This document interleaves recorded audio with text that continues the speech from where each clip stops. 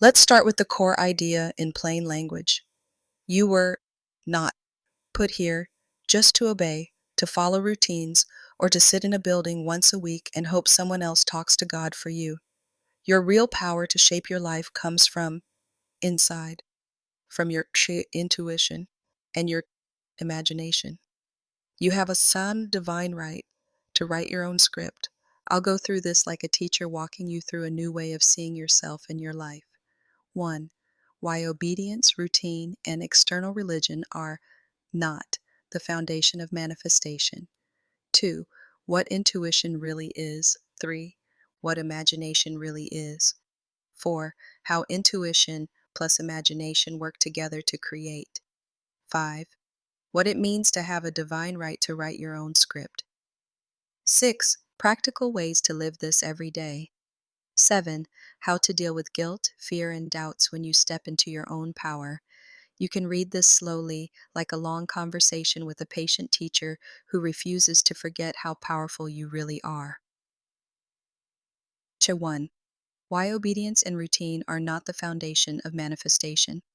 For a lot of people, the story has gone something like this. Be good. Do what you're told. Follow the rules. Go to church or temple, watch mosque, group. Don't question too much. If you behave, maybe you'll be blessed. That message trains you to believe your power lies outside you. Someone above you will decide if you get what you want. Desire itself is suspicious, selfish, or dangerous. Your job is to be small and obedient and hope for rewards later.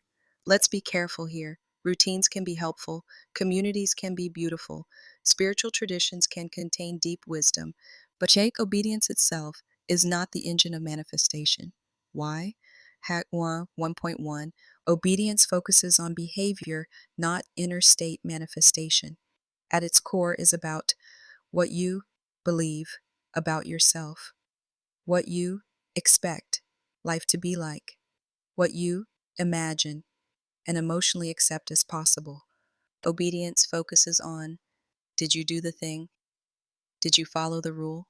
You can. Go through every ritual, keep every rule, sit in every service, and still secretly believe, I'm not worthy. Nothing good ever really works out for me. God might love me, but I'm at the bottom of the list. From a manifestation perspective, those hidden beliefs are what really matter. They're like the operating system under all your actions. Obedience can camouflage a deeply powerless inner story. 1.2 Routine can become a hiding place. Routines can be grounding, but they can also become a way to avoid listening to your own heart, asking big questions, admitting what you really want. You might think, if I just keep doing the right things every day, maybe my real desires will quiet down. If I don't rock the boat, nothing too terrible will happen to me. But manifestation, creating a life that truly fits your soul, doesn't come from suppressing desire. It comes from hearing it clearly and partnering with it. Routine, without consciousness, is just sleep with extra steps. 1.3 Church or religious structures can become external authority. Again, this is not an attack on spirituality. The problem isn't church by itself. The problem is when you are taught, you can't trust yourself, you must trust us. Your heart is deceitful, your intuition is dangerous, your imagination is suspect. You can only be safe if you stay inside the lines we drew for you. That message cuts you off from the very tools that make manifestation possible. Your ability to feel your own inner yes and no. Your ability to imagine a life that doesn't exist yet. If you believe that all power, love, authority, and wisdom sit as outside of you, in a small circle of approved voices, then you will always be waiting for permission to live. Manifestation starts when you move from, I hope someone up there notices me, to, there is something divine in me, and it is allowed to speak, choose, and create. 2. The true source of power. 1. Intuition. Let's treat intuition as a real, concrete thing, not a fluffy word. 2.1 What is intuition?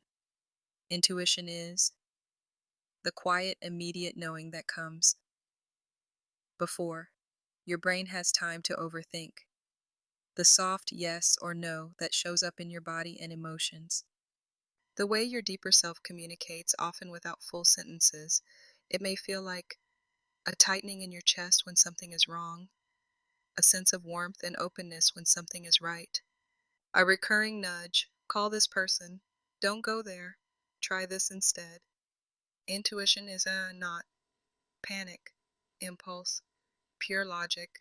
Intuition often speaks quietly and consistently. Logic tends to argue, fear tends to shout. 2.2 Why Intuition Matters for Manifestation. Manifestation is not just about getting what you want, it's about aligning with what truly belongs to you, what resonates with your deeper self. Intuition helps you recognize opportunities that match your real path.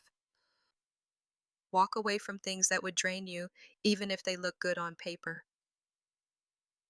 Choose timing when to act, when to wait.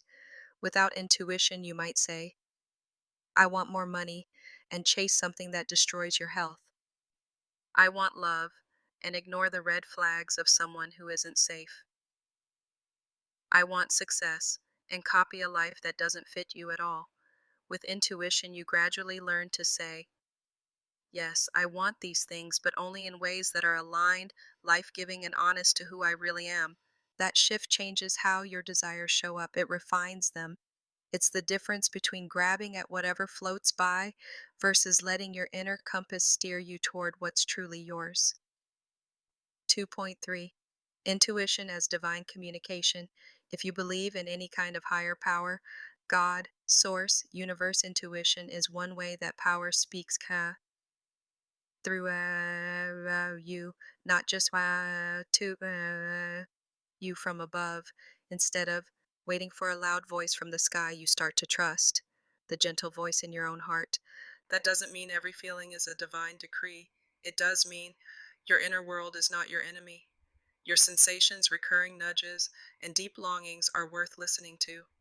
The still small voice might be quieter than your anxiety, but it's there. When you honor intuition, you're honoring the divine blueprint in you. 3. The true source of power. 2. Imagination. If intuition is your side compass, imagination is your blueprint studio. 3.1 What is imagination really? Imagination is your ability to create inner images, scenes, and possibilities. The mind's capacity to preview realities that do not yet exist. The place where you rehearse, experiment, and design. From childhood, you have used imagination to envision yourself older in different roles. Practice conversations in your head. Imagine worst case or best case scenarios. Imagination is not fake, it's pre reality, the raw material that feelings, choices, and eventually actions get built from. 3.2 Why Imagination Matters for Manifestation. You cannot move toward a life you refuse to imagine if all your inner images are you failing, you being rejected, you being abandoned, you being stuck. Then your nervous system will quietly organize your behavior around those pictures. Imagination sets the precise direction of your energy, chooses which movie your subconscious mind believes is normal, tells your whole system, this is the kind of reality we're expecting. Manifestation teachings focus heavily on imagination for a reason. What you consistently accept as real in your inner world tends over time to draw conditions, choices, and chances that match it. Not in a simple think once and it appears way, but in a deeper pattern-based way. 3.3 The Sacredness of Imagination. If you grew up being told, Ma, stop daydreaming. Get your head out of the clouds. Be realistic. You may have learned to treat imagination as childish or dangerous, but imagination is the birthplace of every invention, story, business, movement, and masterpiece. The way you talk to your future self, the canvas where the divine in you starts sketching what could be. To call imagination godly is not an exaggeration. It is the spark of creation working through your mind, the part of you that says, it doesn't exist yet, but it could. When you honor imagination, you honor your identity as a co-creator, not just a visitor. 4. Intuition plus imagination, the creative duo. These two powers aren't separate departments, they work together. Intuition tells you the direction. Imagination fills in the details. 4.1. How they work together.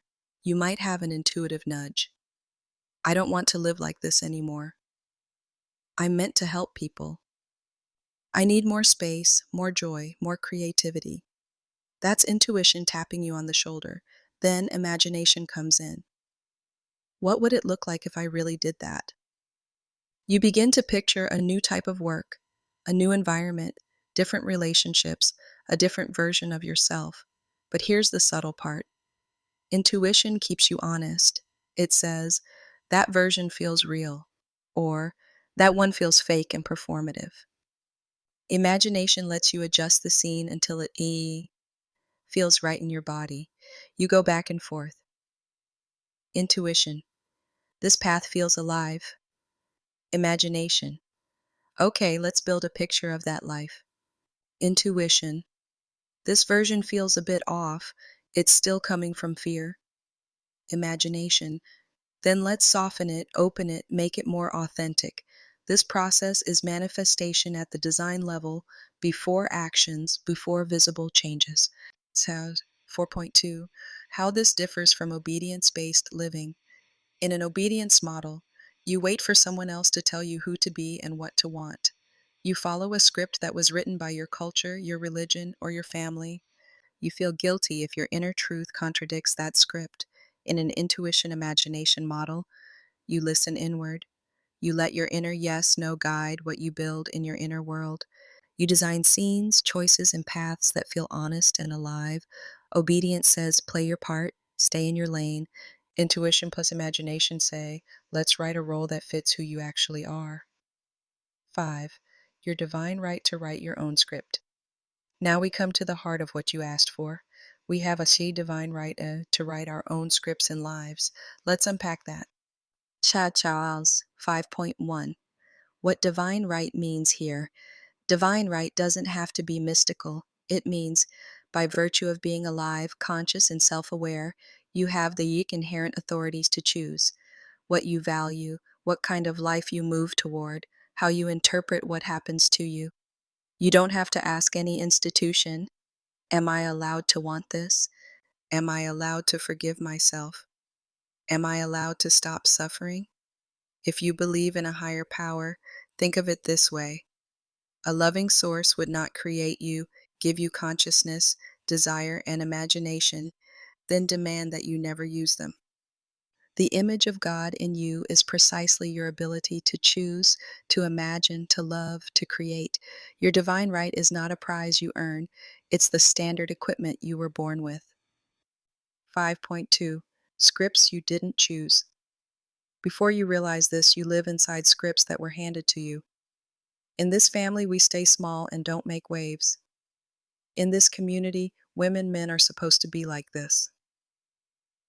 In this religion, desire is dangerous, obedience is everything. In this culture, beauty success looks like this, or you're nothing. You are thrown onto a stage where everyone already thinks they know your role. Manifestation work begins when you start to question, who wrote this script I'm reading from? Does this actually feel like me? What if this script is not sacred, just familiar? 5.3. Writing a new script doesn't mean erasing your past. Claiming your right to write your script is not about pretending your history didn't happen. It's about becoming the author, not just the character. Choosing what meaning you give to what happened. Deciding who you are going to be next, even with everything you've been through. Your past might say, you're broken. You're too late. You've made too many mistakes. Your divine right says, You are allowed to decide that your story is one of resilience, not ruin. You are allowed to grow new chapters that don't match the old ones. No authority outside you is more qualified to tell you what your life must mean. 5.4. A script written with intuition and imagination. Your new script is not about faking a shiny life for social media, forcing yourself to be positive all the time, pretending nothing hurts. It's about letting intuition tell you what you genuinely value and desire, letting imagination shape believable, emotionally real futures, letting your actions gradually align with that inner story. A self-written script might sound like, I am someone who heals slowly and deeply, not overnight and not on anyone else's timeline. I am someone who learns to trust herself again, even after betrayal. I am someone who creates beauty, comfort, or understanding in the world in my own way. That's not just wishful thinking, it's a chosen identity, and identity is the backbone of manifestation. 6. Living this daily. Practical ways to use these ideas. Let's bring this down to earth so it's not just a pretty theory. 6.1. Daily practice number 1. Who wrote this? Anytime you catch yourself thinking something harsh and heavy like, I can't do that, people like me don't get that kind of life. I have to stay in this situation. I don't have a choice. Pause and ask, who wrote that line?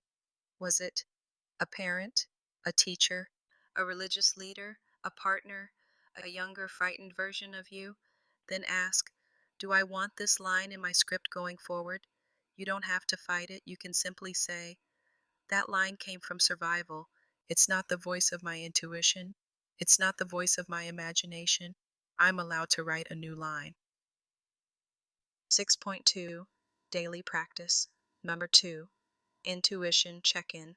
Once a day, take 3 to 5 minutes. 1. Sit quietly and breathe slowly. 2. Ask a simple question like, what do I need more of right now? What do I need less of? What tiny step would honor my truth today? 3. Wait. Don't force an answer. Notice what arises. A word, a picture, a memory, a feeling. Then this part is vital. Act on it in a small way. If your intuition says, rest, maybe you go to bed 15 minutes earlier. Joy, maybe you let yourself listen to music you love or paint for 10 minutes. Honesty, maybe you admit to yourself, I'm not okay, instead of pretending you're fine. Every time you honor intuition, you send yourself a message. My inner world matters. I trust myself more than I used to. That shift alone changes your manifestation settings. 6.3. Daily practice. 3. Imaginal rehearsal. At some point in the day, 1. Choose one area of your life you want to shift. 2. Ask, if things were gently, realistically better, what would be different? 3. Let a short specific scene form in your mind. For example, you wake up feeling calm and capable. You receive a message with good news. You have a warm, honest conversation with someone you love. You finish a task and feel proud instead of ashamed. 4. Let yourself step into that scene. Feel it from the inside as if it's happening now. Notice how your body feels, what you see, what you hear. 5. Don't strain. Let it be gentle. When it feels complete, let it go and drift to sleep or go on with your day. You're not forcing the universe. You're kind of feeding your subconscious. A new normal. You're telling your inner world, this kind of life is possible for me. It's safe to move toward it. 6.4. Daily practice. Number 4. Rewrite one line. If you like journaling, try the simple script rewrite exercise. 1. Write a belief you carry, like, I always mess things up. No one is there for me. If I follow my intuition, I'll be punished. 2. Under it, write, new script. And ask your intuition, what would be a kinder truth that honors what I've lived through but doesn't trap me? Examples. Old. I always mess things up. New. I've made mistakes, but I'm learning and improving. I'm more capable than I used to be. Old. No one is there for me. New. The support I had wasn't enough. I'm allowed to seek new connections and to be someone who supports myself too. Old. If I follow my intuition, I'll be punished. New. Following my intuition will make some people uncomfortable, but my soul deserves to be listened to. You're not lying to yourself. You're choosing a script that creates growth instead of paralysis. 7. Dealing with guilt, fear, and doubt. When you step away from obedience-based living and toward intuition and imagination, old feelings often surface. Guilt.